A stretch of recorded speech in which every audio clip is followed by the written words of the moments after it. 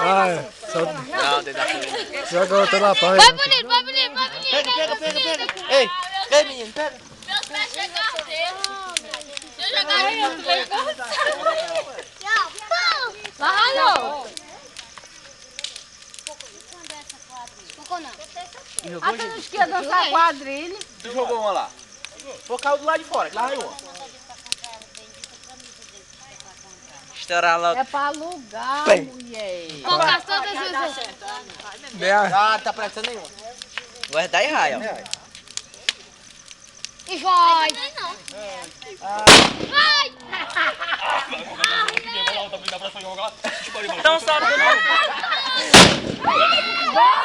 Você vai bagunçar a fogueira. Tá bom.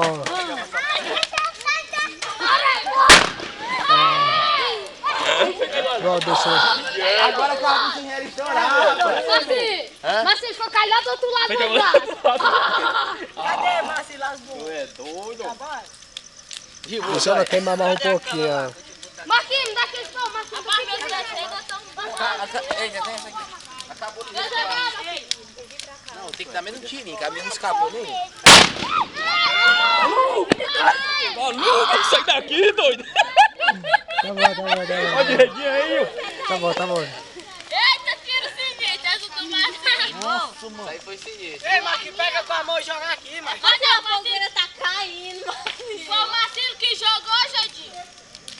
Eu não, foi o jeito. Eita, foi eu, Márcio, foi eu. Essa última bem aqui, ó. Eita. Ah, que susto da porra!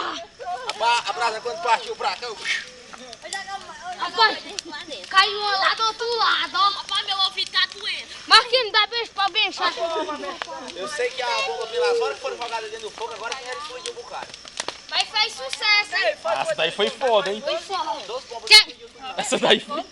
Marcinho, tu tinha jogado aquela grandona? Tá acabando? Olha, acabou, não vai dar fogo. Acabou não, pô. O menino tirou ele daí. Queimou não. Foi da hora. Não tem carne não, mas... Caiu o pé. Pra cá agora, tá no meio da estrada. Joga aí dentro, Marquinhos. Tá banho aqui. Mas aí, Pedro. Quero dar nem presta não. Ela estoura depois quando esquenta.